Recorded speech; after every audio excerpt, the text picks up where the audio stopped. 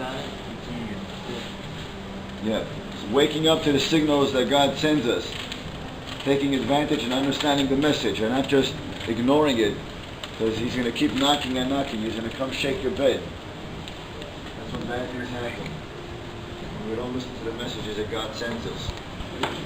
Write down some examples that come to mind when you get those signals. When you go to a funeral, you go to a hospital, you visit sick people. You have a near-death experience. Like a blind man, if he can, like, the way he knows he's going up a hill, it's getting harder. And if it gets harder, he's considered a warrior. Right, when it's hard, you know you're doing work. It's good. Just like in the gym, if it's not hard for you, you're not building muscle. So too in life. If you're not struggling and challenging and trying to change, you're rotting, you're dying. You're physically alive, but you're spiritually and emotionally dead. Including that also, if you're not moving forward, you're moving down. There's no plateau. Okay, Corey, what's the next principle? Okay, so in life, you can't just sit down and be reactive to things around you. You can't just sit down and wait for someone to motivate you or to wait for something to get you out of bed. You have to be proactive and get the strength from within yourself to get yourself back up. Yeah, so the principle is proactive versus reactive. Reactive people wait for outside things, times, or people to initiate change, and that change never comes. Proactive people decide on their own to change the weather inside. No matter how rainy it's outside, they keep the weather inside upbeat. I wasn't there to tell you that life is tough. Therefore, what should you do? Try, push yourself. Choose the difficult way, because that's what's going to make life good. Warriors choose the hard way because they know if they choose the easy way, only they lose out. The topic we spoke about, that first Shabbat, if you were there, then it's just going to be a reminder. If you weren't there, then I'm going to give you a real crash course what it was. We spoke about free will. It's free will if I choose cornflakes or tricks. No. Horses make the same choices. One is sweet and two is sweet. Good, next in a minute. Free will is not about making choices between two different cereals. A horse makes the same choice. It's not what makes us uniquely human. What makes us, the free will that God gave us to make us uniquely human is between right and wrong, between what I know I should do and what I want to do. Between those things, that's where free will comes into the picture. Horses don't decide, should I kick in? No, it's not nice to kick in.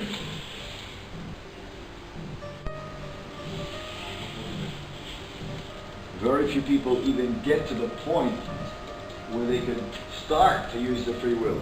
Because they don't ever see the two options in front of them. Should I not? They just act or react.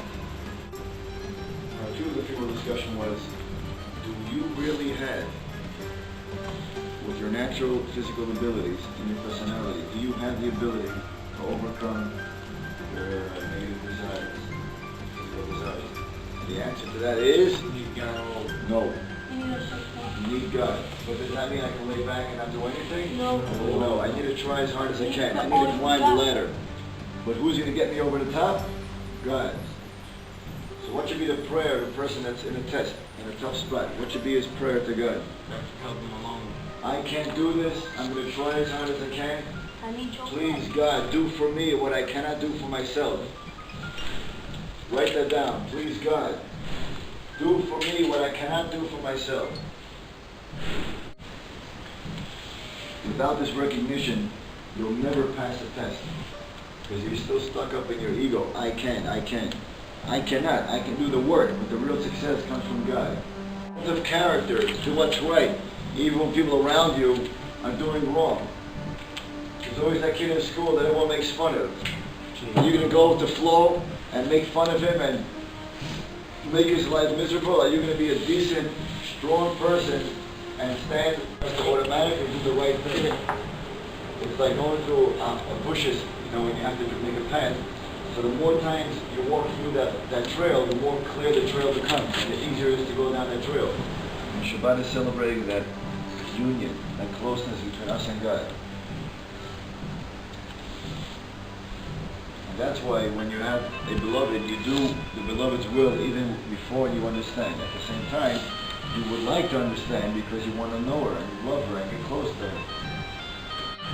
And in the relationship between God and the Jewish people, He is the husband and we are the wife. And the husband gives and takes care of the wife. For your stuff, guys. This is the stuff that makes you it forces you to take a serious look at your life. All joking aside, hold yourself up against the wall by your throat and say, where's my life going? What was the speed?